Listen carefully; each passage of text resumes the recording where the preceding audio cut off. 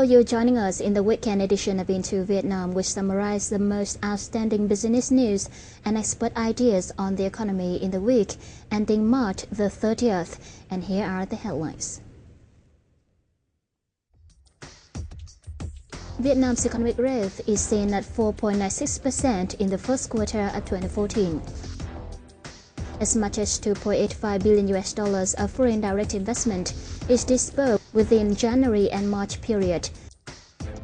The difference between Moody's and the State Bank of Vietnam's estimates on Vietnam's bad debt level is in the focus of this week's program, joined by Mr. Samuel Goyer, senior financial expert of the World Bank in Vietnam.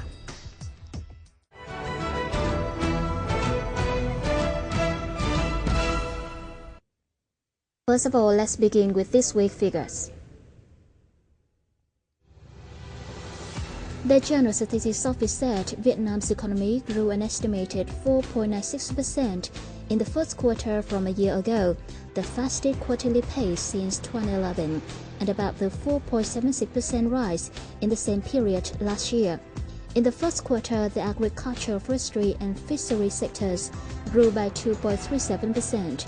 The industry and construction sector grew by 4.69%, and the service sector jumped by 5.95%.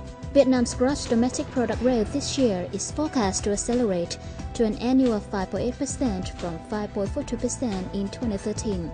The finance, banking, and insurance sector reported 5.9% growth in the first 3 months of this year, lower than the growth of a year back.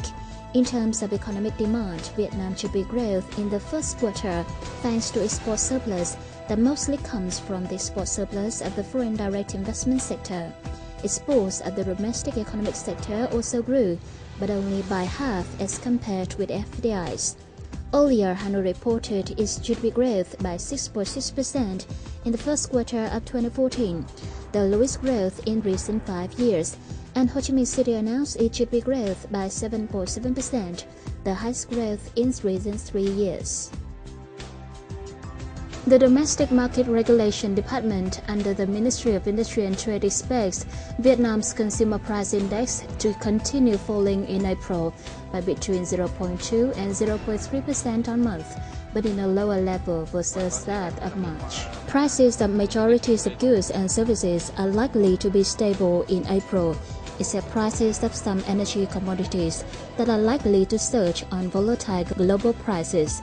Domestic petroleum prices may be adjusted up in the second quarter of the year. It's commented that as normal, CPI in April in particular and in all second quarter in general will be more stable than that of the first quarter.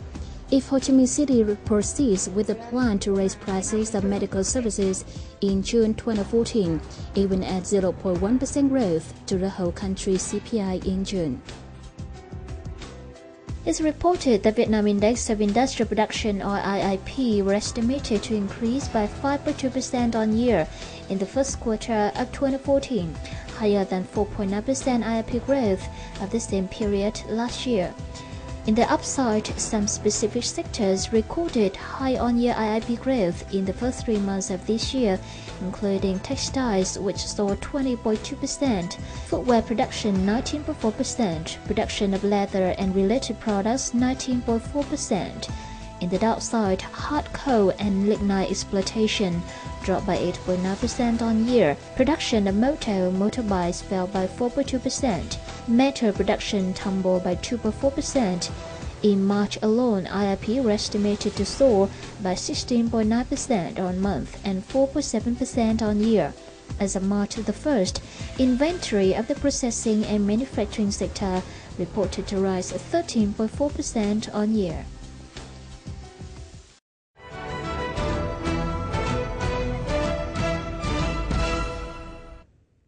Coming up next is some major macroeconomic and investment news.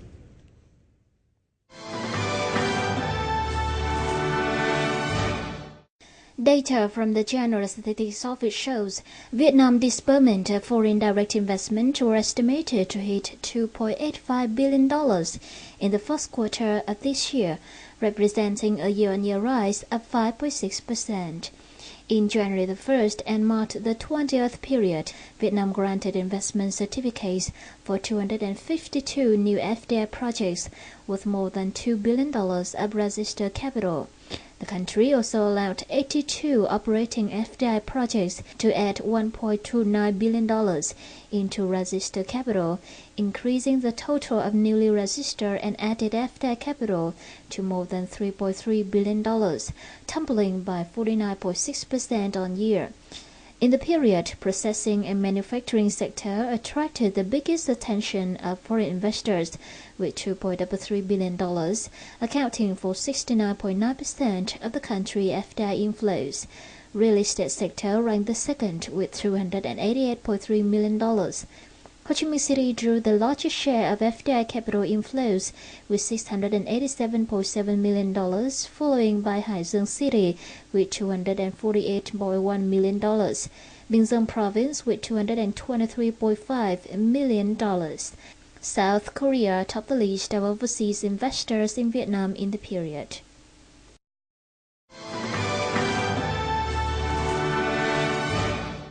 According to data from the Ministry of Planning and Investment, total disbursement of official development assistance in Vietnam were estimated at $364 million in the first 3 months of 2014, rising 5% on year. Of the figures, $331 million is disbursement of loans and $33 million is disbursement of non-refundable aid. In the quarter, 2 ODA projects were signed, including Project Vietnam Road Asset Management funded by the World Bank worth $251.7 million, including $250 million loans and $1.7 million of non-refundable aids, and Vietnam-Finland Innovation Program Phase 2 worth $13.56 million of non-refundable aids provided by Finland government.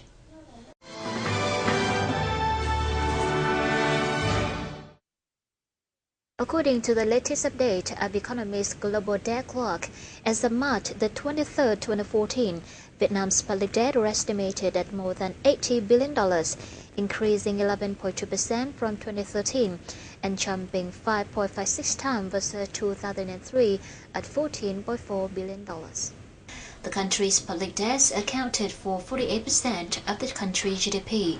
Vietnam's surging public debts are making each Vietnamese to carry by $886.36 of public debts, comparing with $859.05 of the previous update of November the 24th, 2013. Earlier, the Prime Minister Nguyễn Tấn Dũng said the Vietnamese Congress on November the 21st that Vietnam's public debts in 2014, 2015, and 2016 will be controlled in the safe limits, not to exceed 65% of GDP.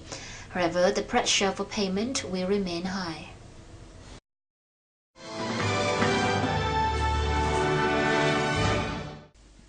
The Ministry of Industry and Trade is seeking approval for draft circular on guiding 2014 electricity prices. Accordingly, it's likely that electricity prices will be raised by a minimum of 34 Vietnam đồng per kilowatt-hour. Under the draft circular, poor households and households enjoying social policies will have to pay only 993 Vietnam đồng per kilowatt-hour for the first used 50 kilowatt-hour in the month. The rest will pay 1,418 đồng per kilowatt-hour for the first used 50 kilowatt-hour.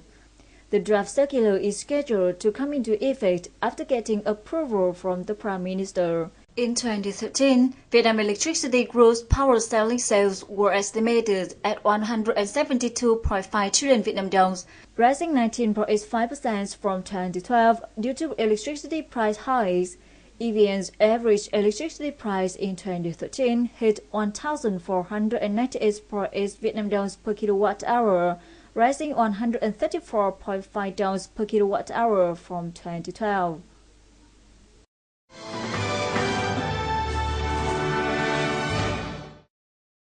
According to the General Statistics Office, the number of foreign arrivals in Vietnam in March are estimated at 709,700, down 15.7% compared to last month, but up 20.8% over last year. This has raised the total number of international visitors to the country in the first quarter of this year to over 2.3 million, a year-on-year rise of 29.3%. The largest increases in the number of arrivals were visitors from Germany, Russia, China, Cambodia, and Spain. Vietnam's tourism sector plans to receive 8 million international tourists, serve 37.5 million domestic tourists, and earn 230 trillion dong, or $10.8 billion this year. In 2013, Vietnam received 7.5 million international tourists, a 10.6% rise over 2012, bringing 200 trillion dong, or $9.4 billion for the state budget.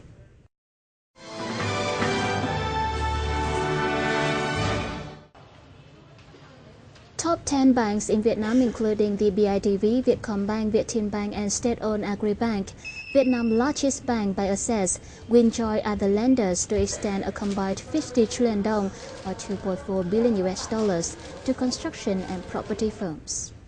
The loan aimed to boost demand and supply in the construction industry by ensuring credibility among lenders, investors, constructors, and manufacturers. The credit package is expected to function as a professional solution to boost commodity flow and consumption in the construction sector, and in turn will have to maximize the use of credit and financial tools.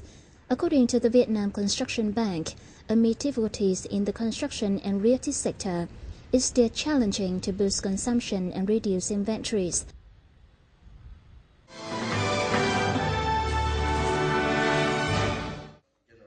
Huge potential for trade cooperation between Vietnam and Spain was introduced at the recent meeting in Hanoi by the Spanish Embassy and the Vietnam Chamber of Commerce and Industry, or VCCI.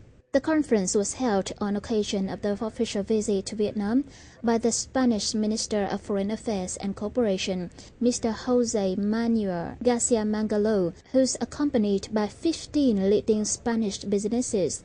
The VCCI Vice Chairman Mr. Hoàng Văn Dũng emphasized that Vietnam is widely considered an attractive destination for foreign investors, including those from Spain.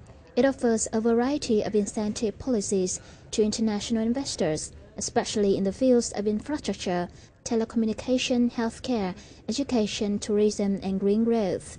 Spanish Ambassador to Vietnam, Mr. Afonso Tina, said, "The meetings created a good chance for two business communities to strengthen cooperation and seek trade partners.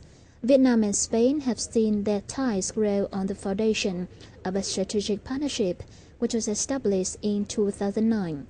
Two-way trade almost doubled over the past 3 years, from $1.33 billion in 2010 to more than $2.4 billion in 2013.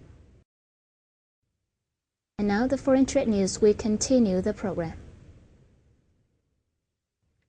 Data from the Ministry of Planning and Investment shows Vietnam exports are estimated to post a year-on-year rise of 14.1% in the first quarter of this year to $33.35 billion. Of note, foreign direct investment sector's export turnovers are estimated at $20.78 billion, with crude oil excluded in the first 3 months of this year, rising 18.9% on year, accounting for 62.3% of the country's total export values.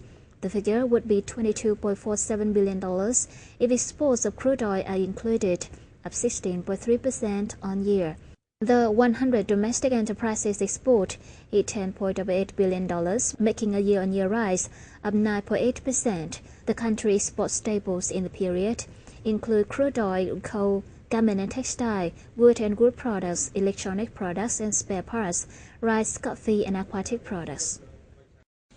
Vietnam grossed $1.17 billion from exporting 601,000 tons of coffee in the first 3 months of the year, up 24.8% in quantity and 13.8% in value against the same period last year. The price of coffee in the Central Highlands in Vietnam has been hovering at a relatively high since February this year, at around 42,000 dong per kilo. Vietnam is the world's second largest coffee exporter and the number one Robusta coffee exporter, and exported a significantly higher volume of coffee at a high price in March. Government economists forecast there will be a shortage of the global coffee supply sourced in the 2014-2015 period as Brazil coffee output decreased by only 51.5 million packages due to drought. However, the price of coffee is projected to continue to rise due to the increasing demands.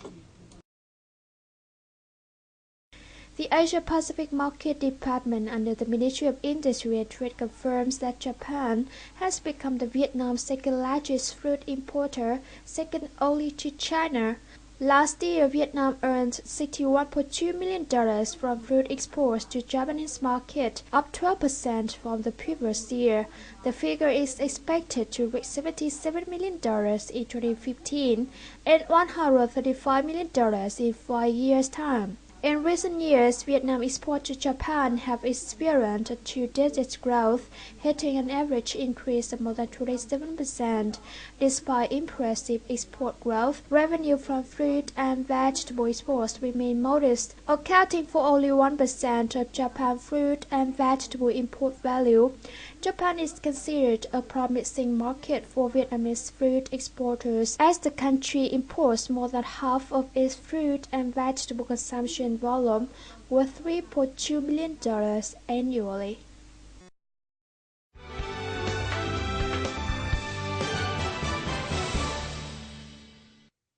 Making a breakthrough in sales and market domination, smartphone segment is said to be an indispensable trend in the future market for high-tech devices. Our observations on Ho Chi Minh City mobile market shows low-cost smartphones has taken the lead in the market this year, which has been well acknowledged by mobile stores.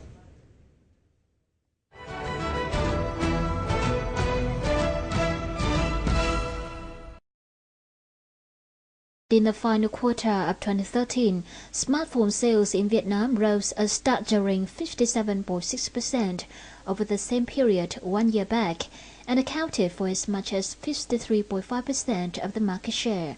The figures demonstrated a significant jump in demand for the devices in recent time, and thus mobile stores have come up with policies to boost smartphone sales. This type of smartphone is currently among the top favorite for consumers, particularly for the young, with eye-catching design and soft price ranging between 2 and 3 million dong.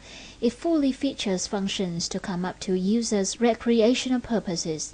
These factors are taken into consideration by smartphone buyers, especially young ones.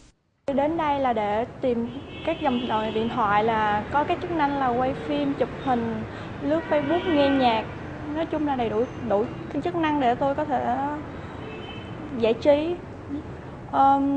Nhưng mà hiện tại ở ngoài thị trường thì giá của các điện thoại đó là khoảng từ 4 đến 5 triệu, cũng hơi cao, nên tôi mong muốn là có thể giảm thấp xuống là khoảng từ 2 đến 3 triệu để đáp ứng nhu cầu của sinh viên tụi tôi. Mình hy vọng mà từ giờ đến cuối năm thì giá nó sẽ giảm một tí để đáp ứng nhu cầu của mình. Mobile Store revealed smartphone segment has recorded average annual growth of 10 to 20% in recent years. An interesting fact is despite having constant growth in sales, smartphones have generated the same amount of incomes for local store in the past 6 years, as the prices get cheaper and cheaper. Các dòng điện thoại thông minh smartphone ngày xưa là ngày trước là giá rất là cao, nhưng mà hiện tại là có một cái xu hướng là smartphone giá ngày càng rẻ, kể cả những cái tên tuổi lớn mà đang có mặt ở trên thị trường như là Samsung, Nokia, Apple. Mặc dù kinh tế rất là khó khăn, nhưng mà cái sản phẩm về điện thoại di động, đặc biệt là dòng smartphone vẫn được kinh doanh rất là tốt. Đây là một trong những xu hướng của thị trường. Vì sao? Tại vì mình đã gọi là smartphone thì đây là một cái điện thoại thông minh và nó có thể giúp cho giúp cho khách hàng cũng như các cái doanh nghiệp có thể thực hiện công việc, và nó cũng tạo được một cái xu hướng thời trang nhất định. Những cái điểm mạnh đó thì cái sản phẩm này vẫn đang là một trong những sản phẩm mà được người tiêu dùng lựa chọn rất là mạnh, mặc dù là sau Tết. Thì đây là một trong những cái tín hiệu để mà các doanh nghiệp điện máy của chúng tôi tiếp tục đầu tư để mà có thể thu hút người tiêu dùng. Considering market trend and demand, mobile stores have constantly introduced low-cost smartphones with updated models, technologies, and configuration. Therefore, the segment is available at reasonable prices, while it's able to offer quite the same functions of the high-end segment. Mobile stores in Vietnam decided to develop low-cost segment as a sensible competition strategy.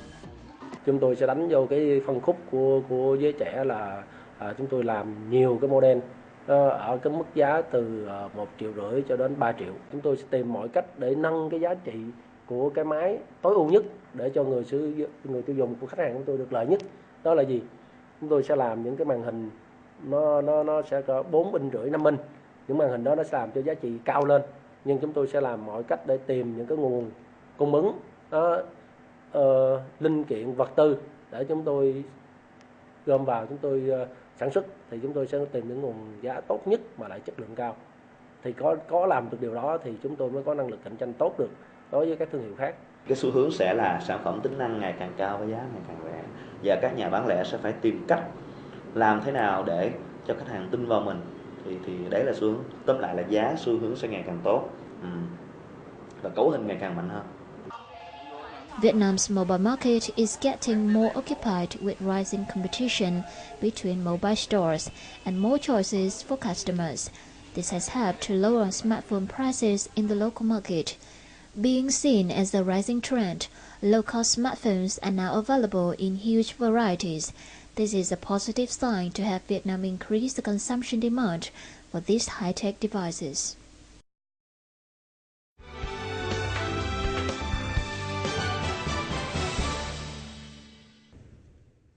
In its recent report on Vietnam's banking system, Moody Investor Service maintained the negative outlook for Vietnam's banking system and more notably estimated its bad debt level at 15%, far higher than the 3.63% figure announced by the Central Bank of Vietnam in February 2014. VITV reporter had an interview with Mr. Samir Goyer, senior financial expert of the World Bank in Vietnam, and more to follow.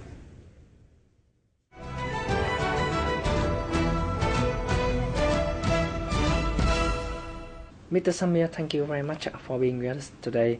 So the first question I want to ask you, what would you comment on the 15% of non-performing loans that the Moody's estimated for the Vietnamese banking system, significantly above 4.7% of non-performing loan ratio reported by State Bank of Vietnam? Vietnam standards are weaker than the international standards, and they are slowly trying to upgrade, as for example with Circular 2, which will be issued. Now, when you have a difference in the rules, you basically have calculations which will lead to different results. If you have conservative rules, like the international standards, then the NPL numbers can be higher because you calculate with stricter conditions. That's one reason why there could be a difference between international analysts who apply international standards to the data in Vietnam versus what the government does. A second very important factor relates to Vietnam disclosure is not very strong, either from the banks or from the central bank. As a result, many analysts believe the risk to be higher, much higher than what perhaps the government thinks it is, because they have the information. Secondly, there is also this concern that when you have reporting by banks, many banks may be under-reporting. What do you think about the negative effect from delaying the Circular 02 to apply in the 2015? So it's very important from the perspective of non-performing loans, how they're calculated, how the risk is assessed. It was the expectation that this would be passed last year, but it was postponed, and the government gave the reason that some banks were not ready, and they were concerned that at this point when things were not going very well for the banking sector, so they gave some more time to the banks till June of this year so that the banks could be up to par. However, now we hear discussions again that some banks are still not ready and they might postpone. The longer it's delayed, the longer the financial system is working with standards which are less than international standards. Two, what this means is that some of the reporting of NPLs is going to be below international standards, which means the gap we talked about on the analysts, what they feel are the NPLs and what the government reports, continues to be large. And that's not good, because then there's a lot of risk associated with the numbers. There's a lot of uncertainty of the banking system, and if you want to attract, for example, foreign investors, they will be scared to come. What do you think about the outlook of the operation of VMC in 2014 and 2015? By end of 2013, it was able to meet its goal of acquiring assets. Okay, I understand there is a huge agenda for it to acquire more assets, many more times than what it has collected in 2014. But I would see things a little differently. Acquiring assets is only the first step towards resolution. What is more important as they go forward is what they do with that asset, right? Because the whole purpose of setting the VMC was to address the non-performing issues in the system, right? Not with a particular bank. For that to happen, these assets need to be resolved. By that I mean somebody has to work them out. If, for example, they just lie idle, meaning VMC keeps the asset and nothing happens for 5 years, they'll hold it, then most likely the asset value will decline over this period. Experience all over the world suggests the faster you resolve the assets, the more likelihood of you making sure you reduce the losses. Besides VMC, in your opinion, what should government do to resolve the NPLs in the upcoming time? At this point, what I understand is only the worst of loans are being transferred to the VMC. So there is still a large part of loans which are maybe non-performing and are with the banks. So a regulator should obviously continue to push the banks very hard and encourage them to try and resolve these non-performing loans which are on their books. There are expectations of various natures suggesting maybe VMC will help address half of the loans, non-performing loans. Whatever the number, the fact is that the banks will have to continue to be one of the lead in addressing the problems. They have to find buyers, they have to negotiate the loans and restructure them appropriately, because they have the knowledge of the loan. They are the ones who know the customer the best. So they have the ability to make these changes. But for them to do that, I think it's very important the regulator makes sure that they push them. Secondly, they will have to also push the banks to ensure that if they are, while they are managing the assets, they have adequate provisioning. Once again, thank you very much for joining our interview today.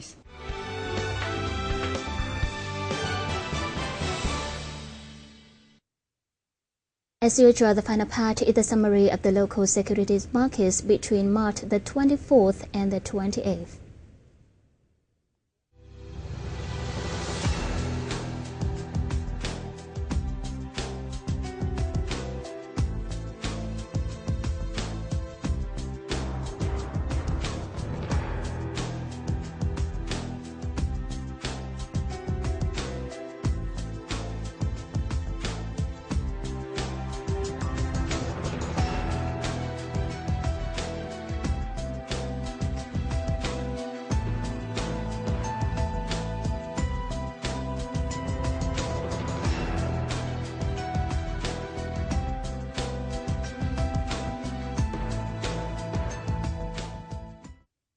Well, that's all for now. Thank you so much for your attention. For comments and feedbacks, you can reach us by email at intovietnam@vitv.vn or give us a call at 0422208288.